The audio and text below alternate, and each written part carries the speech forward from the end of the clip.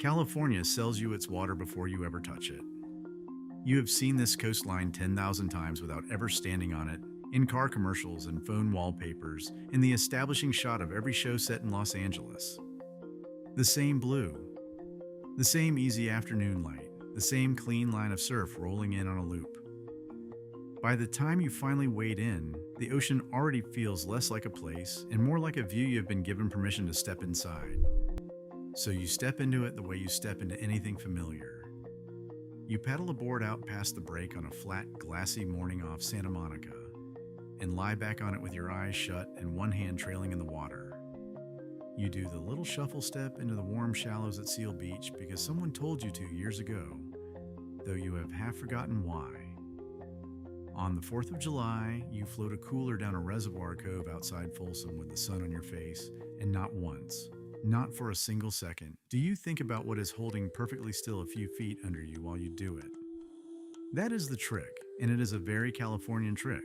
The water here reads as scenery, a backdrop, something photographed so many times it feels already known, and anything that feels known starts to feel empty. But the clear blue you are looking down into is not an empty view. It is a room. It is fully occupied. And the residents were here long before this coast had a single name you would recognize. They are under the paddleboard. They are in the warm shallow where you drag your feet.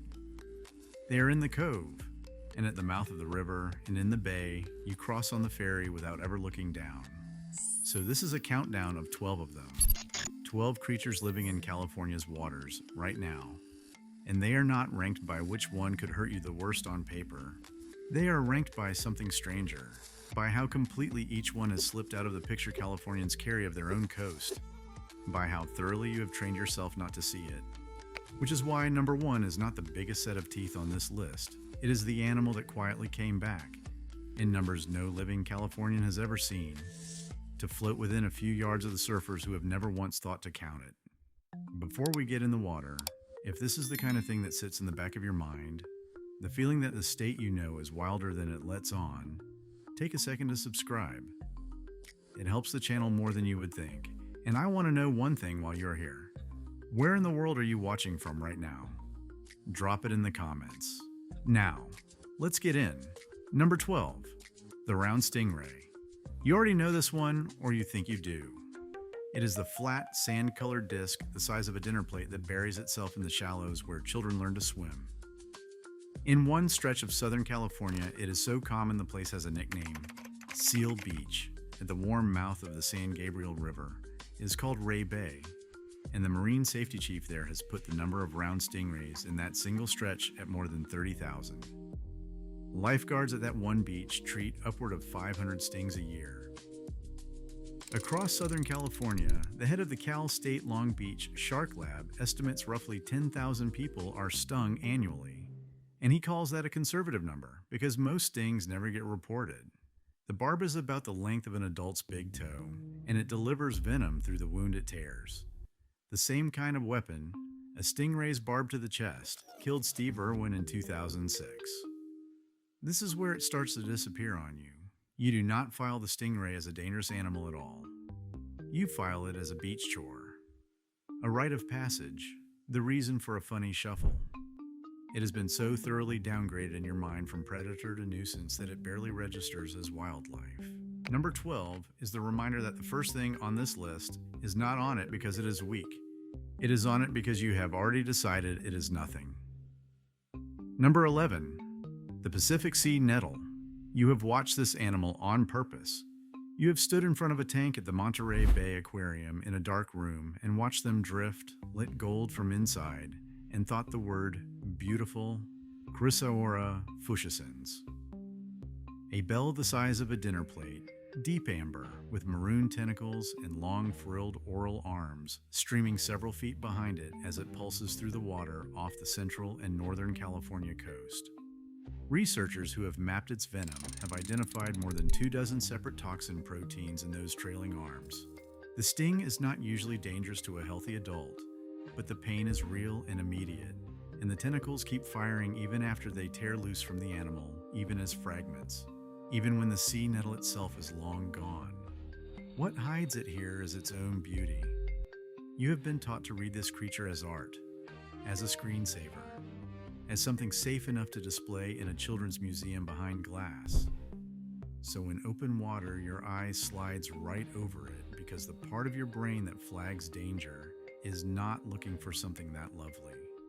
The tentacles are nearly invisible against the blue. You do not see the animal, you see the light coming through it. Number 10, the California sea lion. This is the mascot, the clown on the bait dock barking for scraps, the sleek dark shape that pops up next to your kayak and makes you laugh. A male can weigh close to 800 pounds, and you have filed all of that muscle and all of those teeth under the word cute. Then in the spring of 2025, the water itself changed them. A bloom of algae called pseudonychia spread along roughly 370 miles of coast from San Diego County up to Santa Barbara.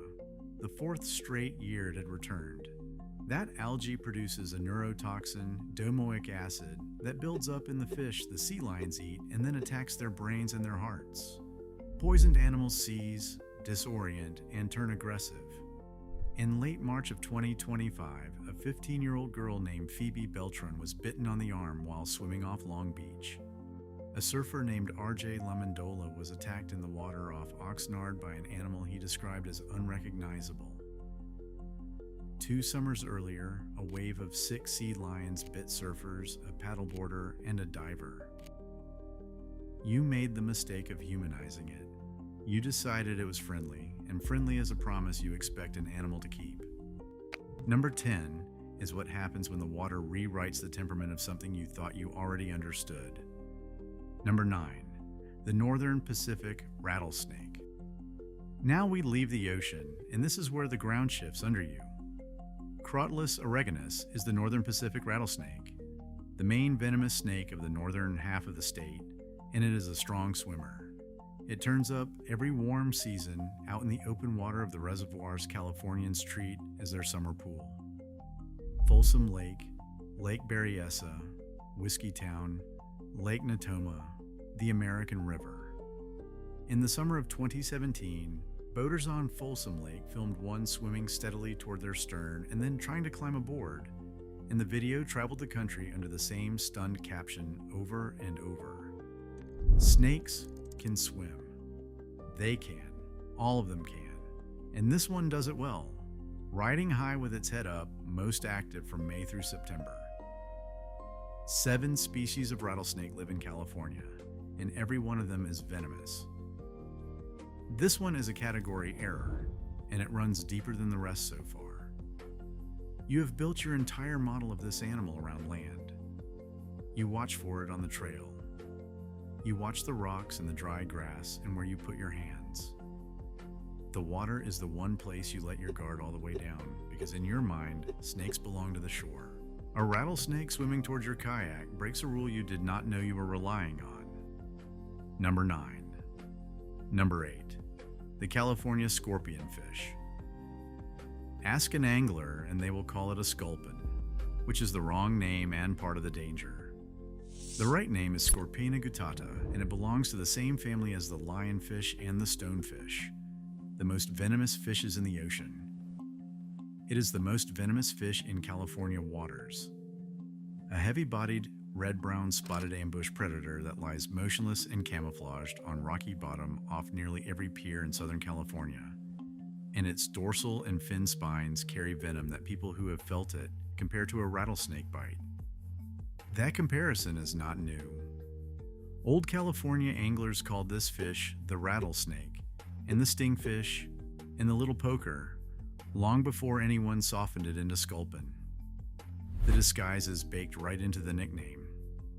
Sculpin sounds like a harmless little bottom fish, like bait, like dinner.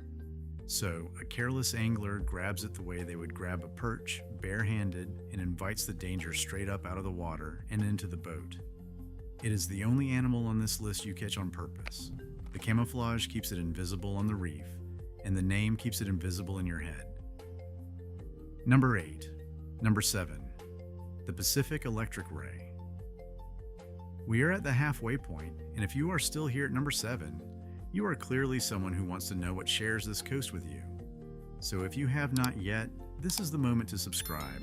because the back half of this list is the part people refuse to believe is real.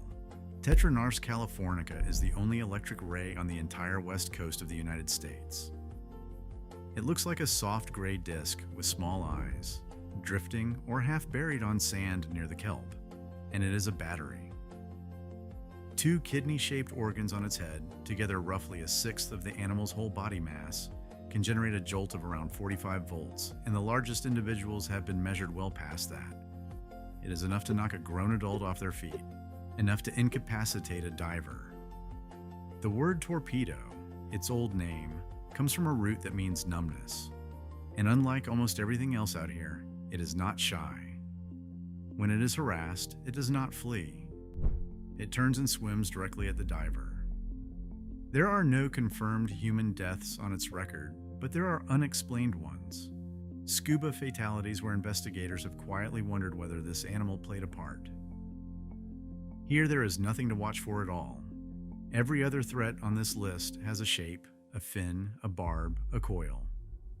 This one is a force with no edge. You cannot flinch from a current. Number 7. Number 6. The white sturgeon. Under the brown water of the Sacramento-San Joaquin Delta, under the ski boats and the tubers near Antioch, under the ferries in Suisun Bay, there is a living dinosaur, and it is enormous. Accipenser transmontanus is the largest freshwater fish in North America. Mature adults run between 12 and 20 feet long, can weigh well over 1,000 pounds, and can live close to 100 years. Its ancestors were in the fossil record more than 100 million years ago, and a California wildlife biologist calls it the redwood of the bay. Instead of teeth, it has a toothless, vacuum-like snout and rows of bony plates down a body that has barely changed since the age of the actual dinosaurs. The record fish landed by an angler in California weighed 468 pounds, caught in San Pablo Bay in July of 1983, and old accounts describe far larger. And they leap. A hooked sturgeon of that size clears the surface and crashes down like a small whale right beside the boats. You refuse this one on pure disbelief. It is simply too old and too big to be real to you, so it isn't. You cannot picture a 100-year-old 1,000-pound armored fish gliding under the same murky water you water ski across every summer, so your mind refuses the picture and hands you an empty river instead. Number 6. Number 5. The Humboldt squid. Off Mexico, the fishermen call it Diablo Rojo, the red devil. Dositicus gigas grows to 5, 6, 7 feet long and past 100 pounds. It has a parrot's beak, arms lined with hooked and toothed suckers, and 3 hearts, and it flushes red and white when it is agitated. It lives most of its life deep, hundreds of feet down, rising toward the surface at night to hunt in packs. For most of the last century, it stayed in the warm water far to the south. Then it started moving north. Scientists from Stanford and the Monterey Bay Aquarium's Research Institute documented it establishing itself year-round in Monterey Bay. And in the warm water years, it comes shallow enough to matter. In 2009, a swarm of them off San Diego roughed up scuba divers, ripping gear off their bodies and wrapping tentacles across their masks. And every so often, hundreds of them wash up dead on beaches like Black's Beach near La Jolla. Researchers are quick to say a squid will usually jet away from a human. Usually. It slips your mind because it does not fit the category of here. It arrives with the warm water and vanishes with the cold. So when it is gone, you forget it entirely. And when it returns, you read it as a horror movie fluke, a sea monster, a one-off. You never let it become a resident. Number 5. Number 4. The short fin mako. This is the fastest shark in the ocean. Isurus oxyrhynchus can cruise around 30 miles an hour and burst to somewhere near 45. A warm-bodied torpedo built in the same family as the great white. Most of the ones seen off California run 6 to 8 feet, though the species can reach 12, and they carry a mouthful of long, thin, exposed teeth that show even when the jaw is shut. Off San Diego, divers go out in cages in summer to see them and the blue sharks alongside them. You picture the mako far offshore, out past where anyone swims, and for most of the year you are right, but that map in your head is going out of date. As the water warms, makos move closer in, earlier, more often, and this is an animal engineered to be in one place and gone before your eye can finish resolving the shape. What fails you here is an old map of the coast. You drew it in cooler decades and never updated it, so you have this creature filed permanently offshore, out there, elsewhere. It is not always out there anymore. Number 4. Number 3. The salmon shark. You have almost certainly never heard its name, and that is exactly the point. Lamnoditropus is the salmon shark, a close cousin of the great white in the same warm-bodied family. It runs about 10 feet, dark gray to nearly black across the back and clean white below, with a heavy body and a crescent tail. It patrols the cold water off Northern California, an apex predator that hunts salmon and herring and squid. And in the water, to a frightened human eye, it is nearly indistinguishable from a young white shark. So it almost never gets to be itself. Every time one is spotted from a boat or a bluff, it is logged as a small great white, or waved off as impossible, or simply misnamed. It is one of the most capable predators on this coast, and it lives its entire life inside somebody else's identity. This is invisibility by mistaken identity, the strangest kind on this list. The animal is seen. It is just never recognized. The fear people felt was real. The name they gave it was wrong. Number 3. Number 2. The broad-nosed seven-gill shark. There is a shark in San Francisco Bay, and it is not a rare wanderer that slipped in by accident. It belongs there. Notorhynchus epedianus is the broad-nosed seven-gill, and it comes from one of the most ancient lineages of sharks still alive. Where nearly every shark you can name has 5 gill slits, this one has 7. A feature so old it links back to sharks from before the modern ocean took its current shape. It reaches around 8 feet, and San Francisco Bay is one of only a handful of nursery grounds for the species anywhere on Earth. It works the bottom around the Golden Gate and Alcatraz, and it also haunts the bays off San Diego and Humboldt. In its home range, it is the top predator near shore, outranked only by the white shark and the orca. It hunts other sharks, rays and seals, sometimes in packs, sawing with comb-shaped lower teeth. Around bait or when provoked, it turns aggressive, circling divers and pressing in from above and below. The cover here is the place itself. A bay is your definition of tamed water.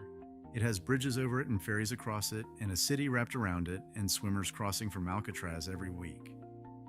It is the last body of water where you would sight an ancient apex shark, and it is a global nursery for one, cruising the floor a few feet under the paddleboards. Number 2 and number 1.